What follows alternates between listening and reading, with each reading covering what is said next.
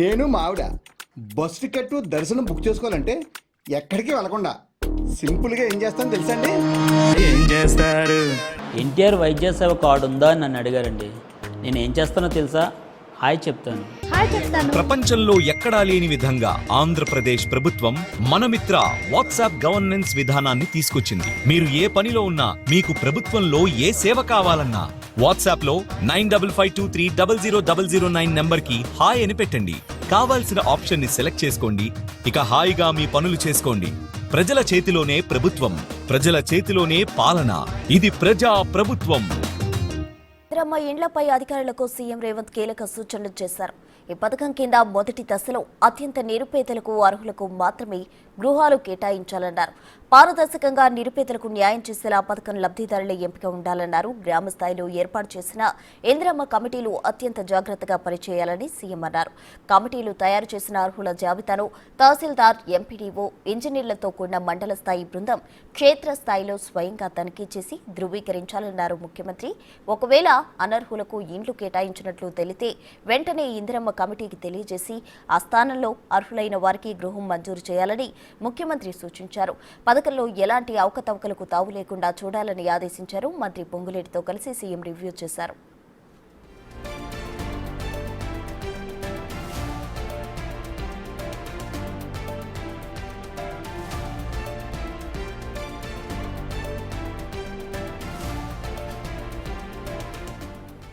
ఇందిరమ్మ ఇళ్ల విషయంలో దందాలకు పాల్పడే వారిపై తక్షణమే కేసులు నమోదు చేయాలని ముఖ్యమంత్రి రేవంత్ ఆదేశించారు.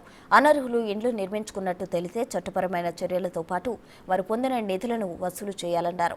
లబ్ధిదారుల సౌకర్యం కోసం అదనపు సదుపాయాలు కల్పించాలని రేవంత్ రెడ్డి సూచించారు. గృహ నిర్మాణంలో లబ్ధిదారులు తమ అవసరాలకు అనుగుణంగా 50% అదనపు స్థలం నిర్మించుకునే అవకాశం కల్పించాలన్నారు. ఇందిరమ్మ ఇండ్లకు సిమెంట్, స్టీల్ వంటి నిర్మాణ సామాగ్రిని సరసమైన ధరలకు అందుబాటులో ఉంచేలా అధికారులు చర్యలు తీసుకోవాలని దిశానిర్దేశం చేశారు. ఇందిరమ్మ ఇళ్ల పథకం నిరుపేదల జీవితాల్లో వెలుగు నింపే లక్ష్యంతో రూపొందించామని, అందుకే ఈ పథకం అమల్లో పారదర్శకత, నిజాయితీ ప్రధానంగా ఉండాలని కామెంట్ చేశారు.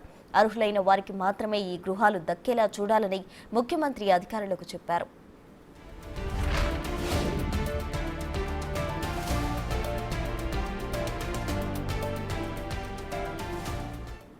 ఇందిరమ్మ ఇళ్లపై అధికారులకు సీఎం రేవంత్ రెడ్డి కీలక సూచనలు చేశారు. పూర్తి డీటెయిల్స్ మా ప్రతినిధి వాసు అందిస్తారు. వాసు, తెలంగాణ రాష్ట్ర ప్రభుత్వం ప్రతిష్టాత్మకంగా తీసుకున్నటువంటి ఇందిరమ్మ ఇండ్ల పథకానికి సంబంధించి ముఖ్యమంత్రి రేవంత్ రెడ్డి కీలక ఆదేశాలు, సూచనలు జారీ చేశారు. అయితే నిన్న జరిగినటువంటి మంత్రి పొంగులేటి శ్రీనివాసరెడ్డితో పాటు అధికారులకు సంబంధించినటువంటి సమీక్షా సమావేశంలో కూడా ఇందిరమ్మ ఇండ్ల పథకం కింద మొదటి దశలో అత్యంత నిరుపేదలకు, అర్హులకు మాత్రమే గృహాలు కేటాయించాలని కూడా ముఖ్యమంత్రి సూచించారు. ఇక ఇందిరమ్మ ఇండ్ల లబ్ధిదారుల ఎంపికలు కూడా గ్రామ స్థాయిలో ఏర్పాటు చేసిన ఇందిరమ్మ కమిటీలు అత్యంత జాగ్రత్తగా పనిచేయాలని కూడా ముఖ్యమంత్రి కోరారు. అయితే కమిటీలు తయారు చేసినటువంటి అర్హుల జాబితాను తహసీల్దార్తో పాటు ఎంపీడీఓలు, ఇంజనీర్లతో కలిసి మండల స్థాయి బృందం క్షేత్రస్థాయిలో కూడా పరిశీలించాలి.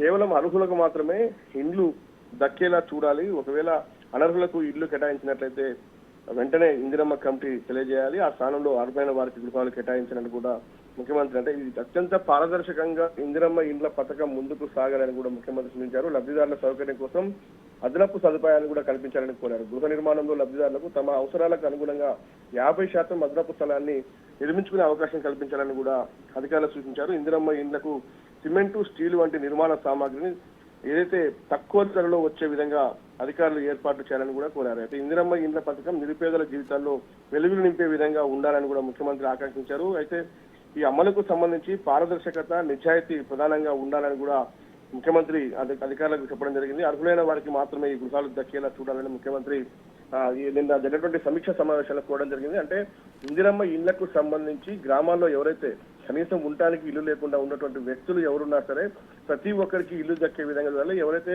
అనర్హులకు ఇల్లు ఇచ్చినట్టయితే ఖచ్చితంగా క్షేత్రస్థాయిలో అధికారులు వెళ్లి పరిశీలించాలి. కలెక్టర్లు ఖచ్చితంగా ప్రత్యేక చర్యలు తీసుకోవాలి. ఇందుకోసం అని కూడా ముఖ్యమంత్రి చాలా స్పష్టమైనటువంటి ఆదేశాలు జారీ చేశారు.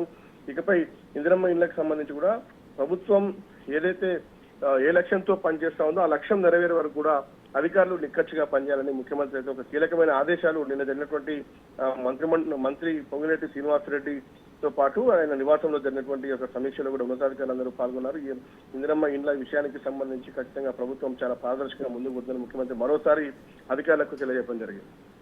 Right Vasu, thank you.